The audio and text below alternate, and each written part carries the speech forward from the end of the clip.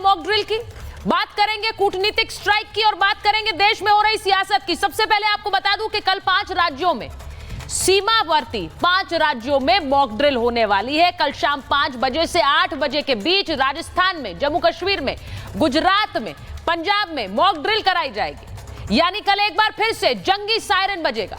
इस सायरन के बजते ही उन तमाम सिक्योरिटी प्रोटोकॉल्स का पालन करना होगा जो कि समय समय पर लोगों को बताए गए हैं। पिछली बार जब मॉक ड्रिल की बात कही गई थी तो उस रात भारत ने पाकिस्तान के टेरर ठिकानों पर हमला कर दिया था, पहलगाम का बदला लिया था। भारत अपने सीमावर्ती राज्यों में पूरी चौकसी बरत रहा है, लेकिन आप मानकर चलिए कि मॉक ड्रिल की टेंशन पाकिस्तान में जरूर हो गई है। मॉक ड्रिल के नाम से पाकिस्तान में जरूर पसीने छूट रहे होंगे, क्योंकि पाकिस्तान में वैसे भी प्रधानमंत्री शहबाज शरीफ इस वक्त अलग अलग देशों में जाकर पाकिस्तान के लिए मदद मांग रहे हैं, सहायता मांग रहे हैं। आज वो भी आपको बताती हूं। पाकिस्तान के प्रधानमंत्री शहबाज शरीफ मुल्क में है ही नहीं, वो 5 देशों की यात्रा पर निकले हैं, देश के लिए पैसा बटोरने, देश के लिए भीख मांगने, तुर्की, ईरान, अजरबैजान के दौरे पर है। शहबाज शरीफ की तस्वीरें देखिए, लेकिन एक बार फिर उनकी अंतर्राष्ट्रीय बेइज्जती कैसे हुई है। पहले चीन की सेना के अभ्यास की तस्वीर को पाकिस्तान का पराक्रम बता दिया। यह तस्वीर आपको याद है, इसे अपना पराक्रम बता रहे थे, दुनिया भर में भद पिट गई। अपना मजाक बनवाने वाले शहबाज शरीफ अब ईरान के पास गए, ईरान से गुहार लगाने के भारत से बात करवा दीजिए, हम भारत से बात करना चाहते हैं। लेकिन ईरान ने कैसे फटकार लगा दी है, आज आपको वो बता रही हूं। भारत के सांसदों के दल ने कैसे इनकी अंतर्राष्ट्रीय मंच पर बेइज्जती की है, अंतर्राष्ट्रीय मंच पर इन्हें एक्सपोज किया, वो आगे आपको दिखाऊंगी। लेकिन पहले आपको दिखाती हूं कि ईरान ने कैसे इन्हें फटकार लगाई। दुनिया भर में घूमकर पाकिस्तान फरियाद लगा रहा है, उन्हीं में से एक देश ईरान भी है। जहां जहां शहबाज जा रहे हैं वहां उनकी बेइज्जती हो रही है। अब ईरान में क्या हुआ है वो आपको दिखा देती हूं।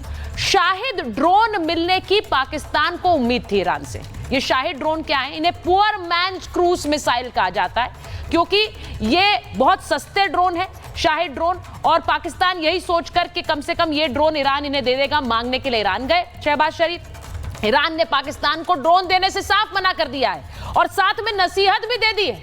ईरान ने पाकिस्तान के प्रधानमंत्री शहबाज शरीफ को नसीहत दे डाली। शहबाज को कहा कि आप अपने पड़ोसियों से अपने रिश्ते ठीक करिए। देश से रिश्ते सही करने की सलाह ईरान ने शहबाज शरीफ को दे दी है। जब तक रिश्ते ठीक नहीं करेंगे आपको इसी तरह से दर दर जाकर भीख मांगनी पड़ेगी।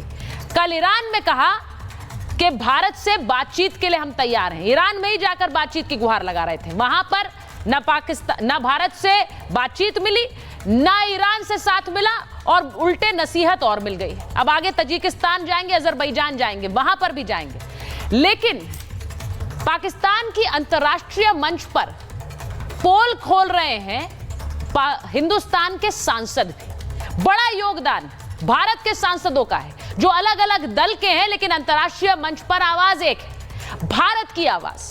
पाकिस्तान के आतंकी चेहरे को बेनकाब करने वाली बुलंद आवाज अलग अलग नेताओं की है, और उन्हीं में से एक शशि थरूर है, कांग्रेस के नेता हैं। शशि थरूर अंतर्राष्ट्रीय मामलों की जानकार माने जानते हैं, इसीलिए वो अमेरिका गए डेलीगेशन का नेतृत्व भी कर रहे हैं। अब शशि थरूर ने पूरी दुनिया को बताया कि पहलगाम हमले के बाद भारत ने इंतजार किया कि पाकिस्तान आतंकियों पर कोई एक्शन लेगा, लेकिन पाकिस्तान ने सिर्फ आतंकियों का साथ दिया, और इसीलिए हमने उनके आतंक के इंफ्रास्ट्रक्चर पर स्ट्राइक की है।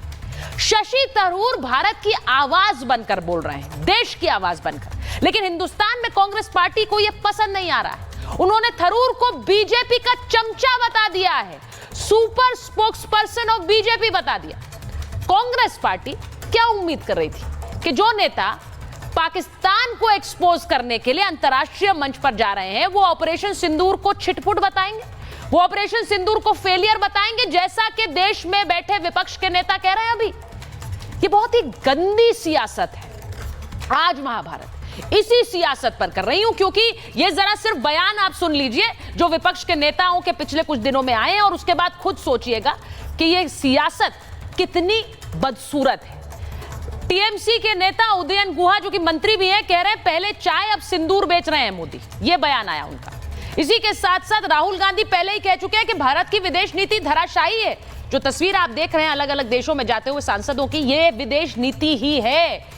संजय राउत ने ऑपरेशन सिंदूर को फेलियर बता दिया। वो कह रहे हैं ये फेल्ड ऑपरेशन था। शशि थरूर बीजेपी के चमचे हैं, ये उदित राज कह रहे हैं। क्यों? क्योंकि शशि थरूर अंतर्राष्ट्रीय मंच पर जाकर ऑपरेशन सिंदूर की बात कर रहे हैं।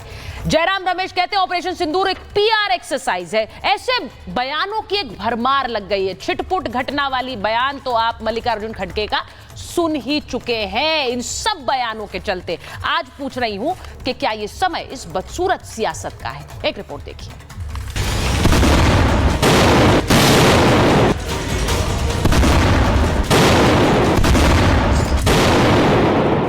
मोदी की नसों में लहू नहीं, गरम सिंदूर बह रहा है।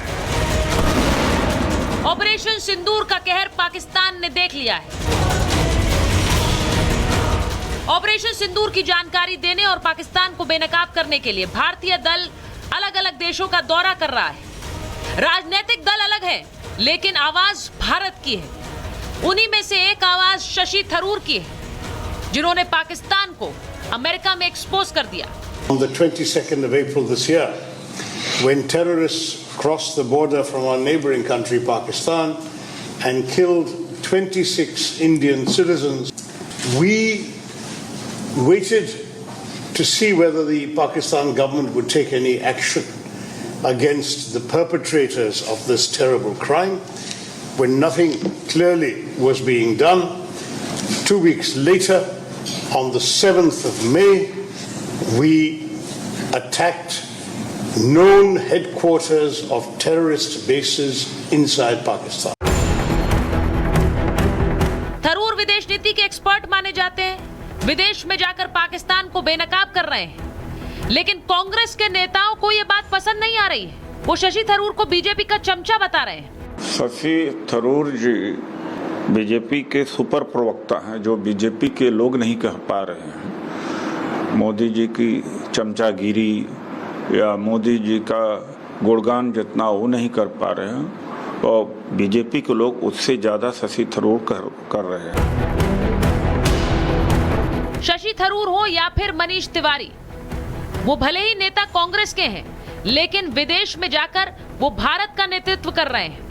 भारत का नैरेटिव और भारत का पक्ष लेने के लिए और पाकिस्तान का नैरेटिव ध्वस्त करने के लिए अब उदित राज उन्हें गालियां बक रहे हैं। और उदित राज जो बोल रहे हैं वो दरअसल राहुल गांधी की स्पीच है, वो राहुल गांधी के शब्द है। शशि थरूर जी ने ऐसे कांग्रेसी जो डेंट कर रहे हैं, देश के खिलाफ बातें जा रही हैं, उनको भी कंपनसेट करा है और विश्व के पटल पे जाके यूएस में बैठ करके जैसी बात रखी है, उससे लगा कि शशि थरूर जी के लिए देश सबसे पहले है। ऐसे समय में कांग्रेस नेतृत्व के दल भारत के अंदर अपनी सेना के खिलाफ, अपने नेतृत्व के खिलाफ, अपने देश के खिलाफ प्रेस कर रहे हैं, ये दुर्भाग्यपूर्ण है। बयानबाजी कर रहे हैं, ये दर्दनाक है। विदेश गए हुए भारतीय डेलीगेशन में भले ही एनसीपी शरद पवार की सुप्रिया सुले हो या फिर कांग्रेस के मनीष तिवारी हो, अंतर्राष्ट्रीय मंच पर वो भारत का पक्ष रख रहे हैं। माननीय प्रधानमंत्री जी की इच्छा थी कि ऑपरेशन सिंदूर सिर्फ भारत और पाकिस्तान तक सीमित न रहे, लेकिन देश को पता होना चाहिए कि भारत में क्या हो रहा है। इतने दिन हुए, लेकिन जब भी आंख बंद करते वही घटना, वही बंदूक, वही चेहरा और डर अभी मन से नहीं है। आतंकवाद एक घिनौना कैंसर है, जिसको सिर्फ हमारे रीजन से ही नहीं पर पूरी दुनिया से अलग करना, उसको नस्ते नाबूद करना जरूरी। आज महाभारत में सवाल पूछ रहे हैं कि जब अंतर्राष्ट्रीय मंच पर पाकिस्तान बेनकाब हो रहा है, तो देश में बैठे कुछ लोग पाकिस्तान का समर्थन क्यों कर रहे हैं। महाभारत में सवाल ये भी पूछ रहे हैं कि जब ऑपरेशन सिंदूर अभी खत्म नहीं हुआ, तो देश हित में विपक्ष की भाषा क्या होनी चाहिए।